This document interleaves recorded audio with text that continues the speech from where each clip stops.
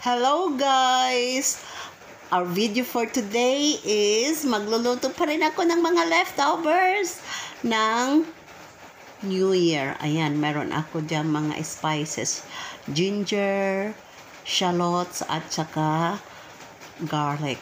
Magluluto ako ng sweet and sour gurame. Tapos, gagawa ako ng sambal na mayroon green mango. Ayan guys, ang gurame ay parang tilapia yan, pero mas malaki siya sa tilapia at mas masarap kaysa tilapia. Gagawa rin ako ng aubergine na spicy. Lalagyan ko din yan ng green mango. Ayan, ang dalawa kong aubergine. Ipiprito ko muna siya, tapos lalagyan ko ng sambal. Ayan yung mga sambal ko na matagal ko nang ginawa. Tapos, gagawa rin ako ng fried chicken for bunso. Ayan, nilagyan ko na yan ng salt. I-marinate ko na yan. I'm going to set this aside. Tapos, mag-umpisa na ako maghiwa-hiwa ng aking luya juvenile. Tapos, hiwain ko na rin ang aking talong. Ay, talong nila pala. Tapos, ibabad ko sa tubig para hindi siya mangitim kagaya ko, guys. Kaya, pagka naghihiwa kayo ng talong, situate na mayroon kayong tubig na nakahanda para hindi siya mangitim. Okay lang kung mamputi ang naghihiwa ng talong. Kung maitim kagaya ko, nagkakulay na kami. So, yan guys, dalawa lang kasi ako lang naman ang kakain ng talong.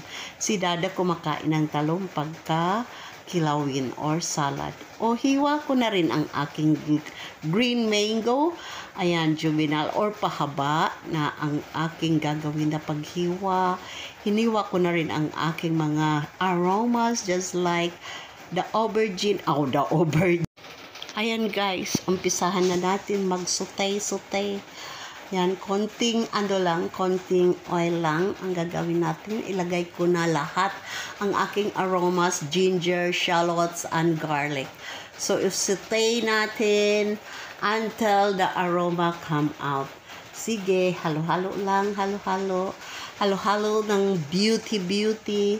Huwag nyo na pansinin ang kawali ko kasi medyo matagal na talaga yan. Nilagyan ko ng patis, ng konting patis. Lagyan ko na rin ng tubig. Medyo maraming tubig, mga 1 glass kasi ilalagay ko ang aking gurame dyan. Ang gurame ay inilagay ko yan sa freezer kaya lalagay ko yan dyan na bonggang-bongga para ma-defrost siya. Oy, na-defrost ko naman. Nilagyan ko na ng suka, nilagyan ko na ng kamatis, nilagyan ko na ng sugar, halo-halo din pagka may time. Ayan guys. Tapos, lagyan ko ng pepper para mas masarap. Ayun na guys, ihalo pa natin ng konti. Ayan, inilagay ko na ang aking gurame. O, diba guys? Ang ganda niyan. Ang laki. Malapit yan mag-1 kilo. So, yan guys. Inilagay ko na sa itaas ang kanyang mga spices para siya medyo sumarap. At sumarap pa ng husto. Ayan na guys. I-plating na natin yan. Madali. Itikman mo muna natin. Oh, it's perfect daw. Kaya, i-plating na natin to. Baka i-plating pa ng iba. Tapos, kumain na tayo. Ayun, tikman ko muna, guys. Nahuli pala ako. Naghanap pa kasi ng kutsara. Perfect daw, guys. Ayan na yan.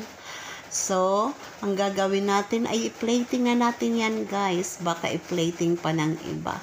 Marong nagpe-plating na dyan na taga Dubai na si Ian Costello. Ayan na, oh, ang ganda, diba? Ganon lang talaga. Mga leftovers nyo, huwag nyong itatapon. Ayan, mas maganda pa sa akin yan. Bye!